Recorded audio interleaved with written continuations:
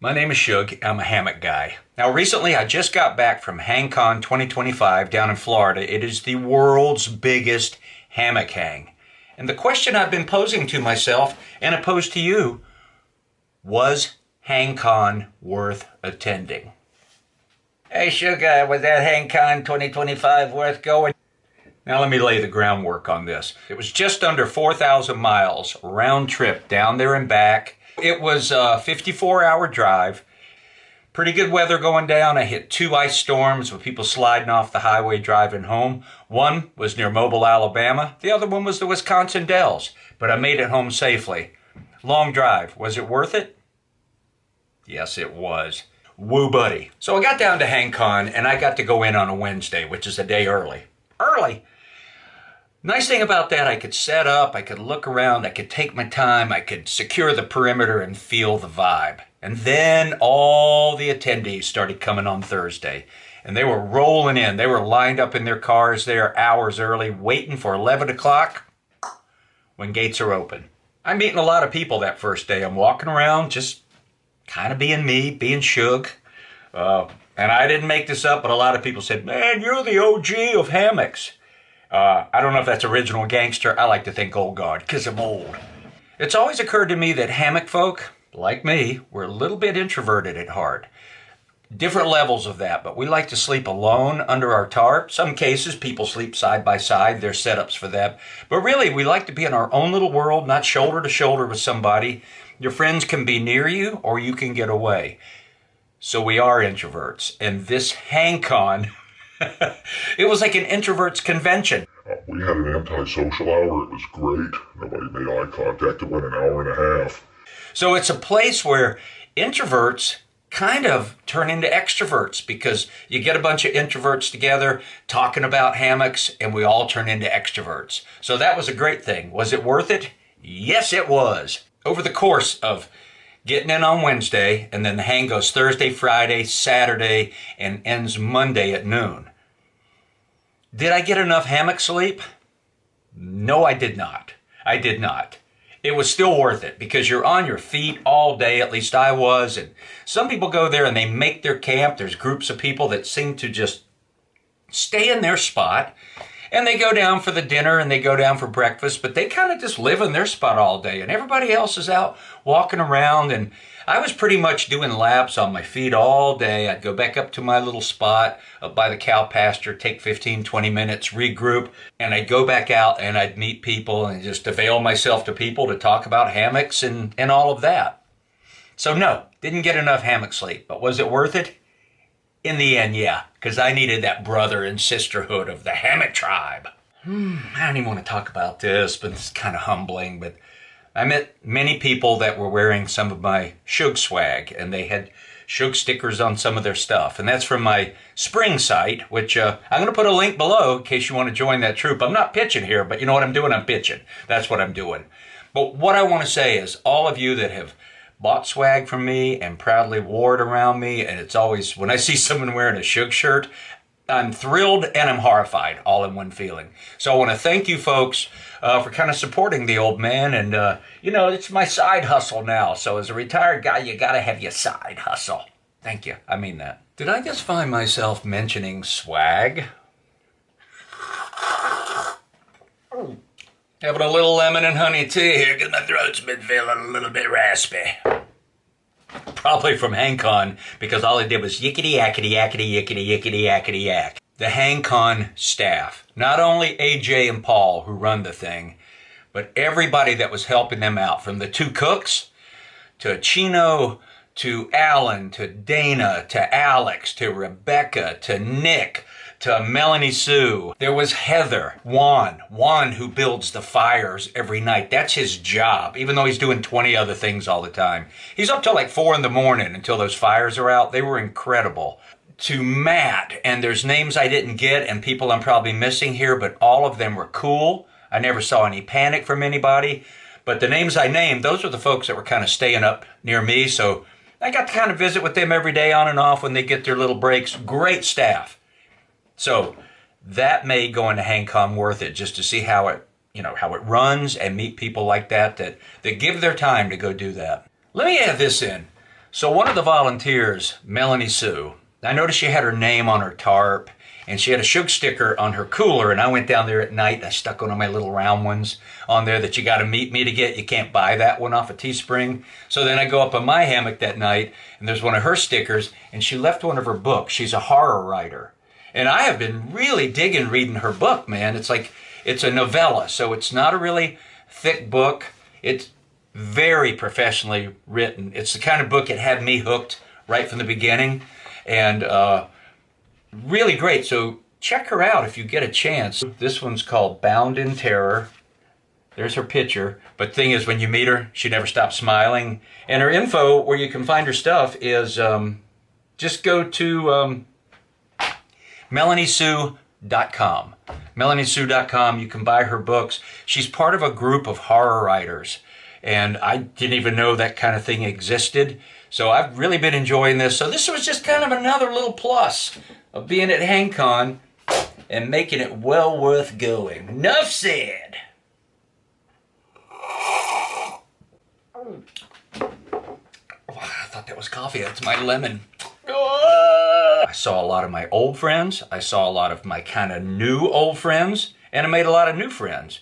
And what was exciting for me was all the friends from Denmark last year for the first HangCon Europe, which happened at the Danish Outdoor Festival. They were there. There was Christian, and there was Lars, and there was Mette, and there was Yuli, and there was Jonas, and there was Fake Christian, and there was Klaus, and there was the older guy who's a friend of Lars. I never get his name, but they were all there, and to see those guys was great. And then there was the young Danes that flew over.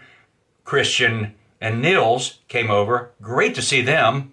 And then our friend that we made there, who was Norwegian, and he was at the HangCon Europe last year, the first one, and camped near us. Room was there and camped up by me. So that alone made HangCon worth it, definitely. And it was great to see the Hammock guys. It was Jonas and Steinar and Arnie and Cedric, and they were camped near me, and they had their setup. Got to have some Norwegian candy with them. Those guys are always great, and I met them for the first time live face-to-face in the HangCon Europe last year in Denmark. Even though we've always had a video sort of relationship, a cyber relationship. Great seeing those guys. That made HangCon even more worth it for me, Shug of the third person. Whenever I say the word community, and I don't use that word lightly. I mean, I live in a community, but to be honest, I don't even know half the people that live near me. They avoid me. I wonder why. But down there at HangCon 2025, there was a sense of community, and not just around the vendors and the people working there and people like me, who was kind of a Class C celebrity like Pluto at Disney World. He's not really Class C, but I'm just, I'm rounding down. The people that were camped there, I met so many kind people. I would say the word kindness kind of ruled the place. Everybody I talked to was kind, whether I was going to the bathrooms or the showers or wherever I headed. There was just really, truly a sense of community. People are approachable. They came up to me. Some waited politely. I mean, it was just great. I kept saying, along with some other people, you go to an event like this where you have a specialized interest and you go, this is how the world should really be all the time. And I know that's not possible, but that sense of community and the kindness, wow, that really made HangCon worth attending. That was worth the drive and the ice storms for sure for old Shug here. I believe I'll take myself another sip of the lemon tea. Got pretty boil on one side. I really feel, I feel shameful for doing that to you. I'm going to walk away. I just can't even look you in the eye right now. Now, I did not get to go see as much gear as I wanted to. I could have gone over and laid in hammocks and checked things out, and there were some people that asked me, and I might have, I don't know if I put them off a little bit, but I said, I feel like I need to be out here and just be available for people to come up and say hi. And on that note, it is humbling and horrifying again for people to come up and go, I watched your videos when I was getting into hammocks and they really helped me. And I took away this from HangCon. I love a compliment as much as the next person. I'm a showbiz guy. But after you've had 5 or 6 in a day of going, oh, we just loved your videos or they helped us so much, I start to feel kind of like almost getting smart alecky. And what I learned was it doesn't matter if it's the 1st, the 7th, the 12th, or the 97th. Let's just call it a compliment or some words people want to say or talk about watching my videos. I have to accept, I had to learn to accept each one with the same grace. And because I don't want to hurt anybody's feelings. And if they're the 97th one that says, you know, the family, we all love watching your videos and you never drop the F-bomb, though I heard you drop some in real life, but never on camera. And it's like, yeah, you know, I curate them. I show you what I want you to see right here. So learning to just accept it and take the thanks. That's hard for me, for my Irish Catholic nature. I took that away with me. I got a feeling of it over at the Danish Outdoor Festival and the first European HangCon. And that for a guy that's 66 to learn new lessons, I took that away with me. So I'm still growing, I'm still growing, I'm still showing, am I knowing? Yeah, yeah, yeah, yeah, yeah, yeah, yeah, yeah, yeah. All right, I got off on a tangent there, but so looking at gear, I did not get to look as much gear. I was kind of glancing around at things. But here's some gear that I did see that I was really impressed with. The Yobo hammock stands. The Yobo folks, Yobo. You Yobo folk are doing great. I mean, I actually went up to them and said, good job. There were so many stands. Their display was big. They have hammock seats. They have hammock stands of all levels right now. Carbon fiber, aluminum, double stands. They have done really well. And it was Kristen and Cal, I believe, were their names. Had a couple of chats with them. I'm going to end up getting me one of those hammock chairs. I sat in one of those chairs over at the Jacks Are Better site, and actually, I met D-Grav at Jacks Are Better for the first time, and he fixed me an espresso, and I sat right there in one of those Yobo just chairs. It's like a little mini hammock stand with the chair in it. Man, that thing was so comfortable. I think that was Saturday or Sunday morning, and I done give out, so sitting down there having myself an espresso with a little bit of my own shortbread was wonderful. So the Yobo people, good job, you guys. You guys are doing great, and you were impressive.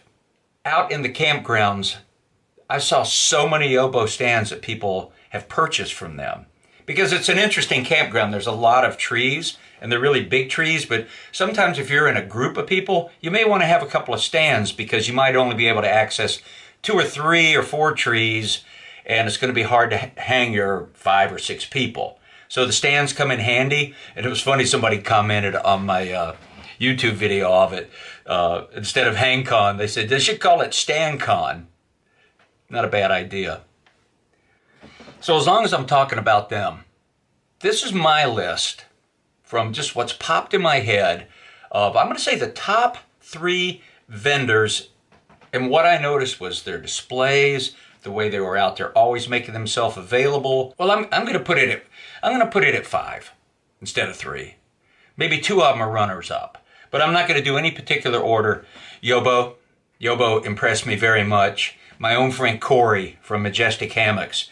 Great setup. He's got an interesting trailer, little flags on it. His hammocks are out there hanging so that you can try them. He was on his feet all day answering questions. He never seemed tired of doing it. I never saw him get in a bad mood. He's got little twinkle lights at night. Impressive, Corey. I thought the UGQ people, they got a very professional setup. I just met Chad and Brittany for the first time, and I did a podcast with them in the back, and that was a very professional setup. They seemed to be out and working, but they had a nice setup, and I'm going to have to give them a little shout out. My old friend Stormcrow, Adam from Hammock Gear, he was across the road, but his setup looked great. Beautiful pictures. It was eye-catching. And these were bigger setups, I thought. And this guy, Mr. Mock, Weston, who I met last year in HangCon Europe. Didn't get to hang out with him much there, but we did this time. He had his stuff set up. He was making these drinks all day in a martini shaker where he would put chocolate on the edge of the cup, put it down in graham cracker crumbs, take like milk and vodka or something and shake a drink, or make like a chocolate milk for me, someone that doesn't drink anymore.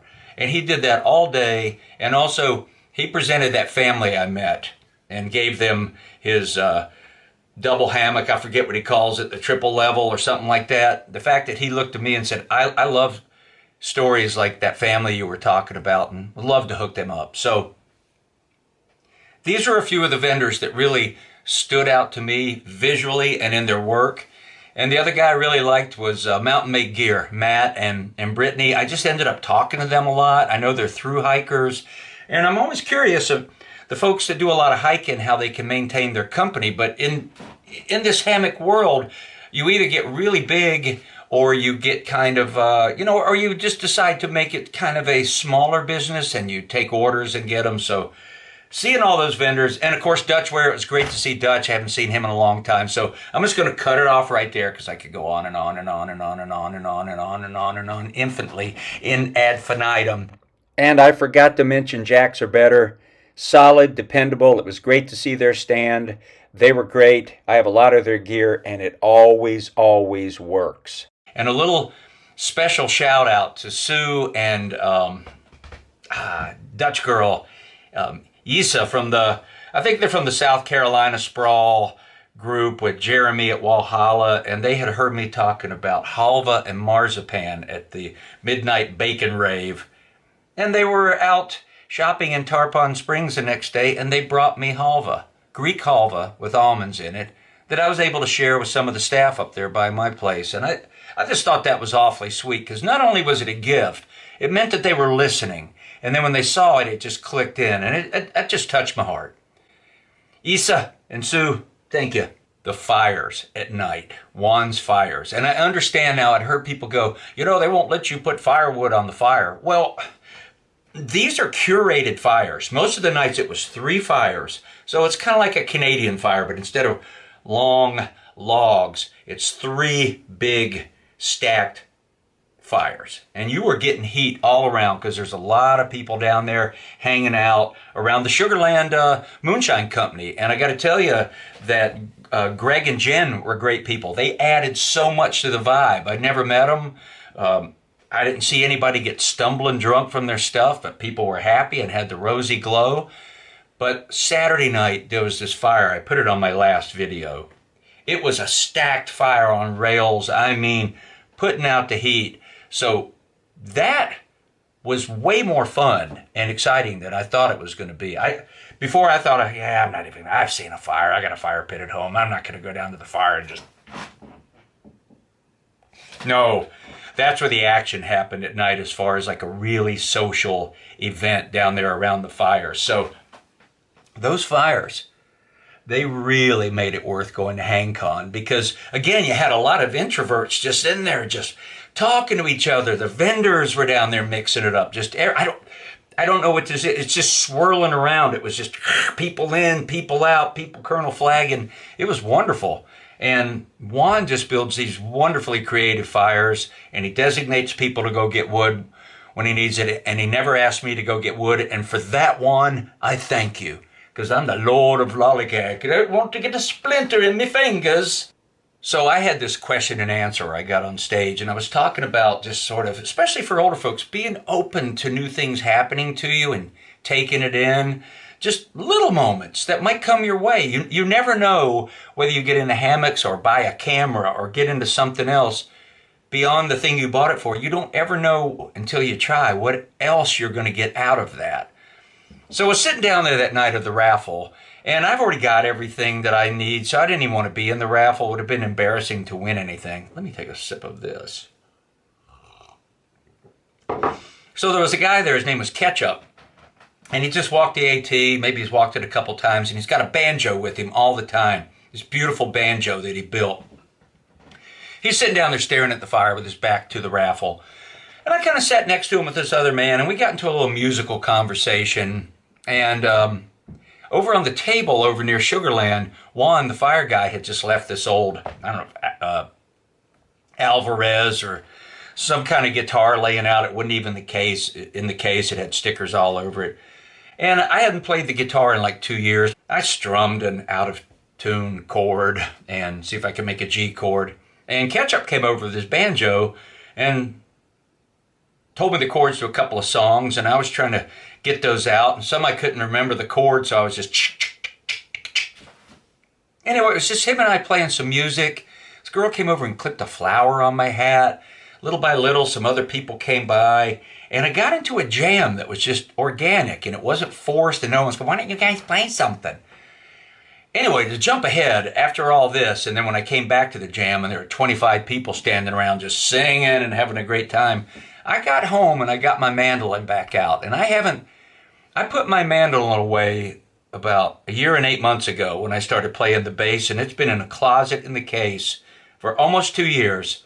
And I got it out, started playing it again, going, it took that little jam at HangCon, and this really made HangCon worth it for me, to get the mandolin out and go, I couldn't have an electric bass at that jam, but I wish I was, the whole time I was wishing I had my mandolin, because I know those chords, and it would have been nice to accompany with the 2 or 3 guitars, and Sean banging on the box and doing some drumming on that, and Ketchup playing that banjo. And I've been playing it like crazy since I got home. And the thing was, I took up the bass to help me understand my mandolin better, and it's taken this 1 year and 8 months. When I picked it up, I was going, I see these things now, these lateral scales where the modes are on the mandolin. Just, I'm excited to play it. So that was something I got out of going down there and just sitting there, not going to the raffle, and just letting it happen, letting it unfold, and something happened there. So I'm very excited about it. It's been fun to have the mandolin back. I'm still playing the bass, but I can comfortably play both and have my bass time and my mandolin time, but I realize I can sing when I play the mandolin. I can't sing when I play the bass yet. I haven't learned to work that out. And for a campfire jam, the mandolin would have been perfect to have. That's kind of my story on HangCon right there, and why it was worth going.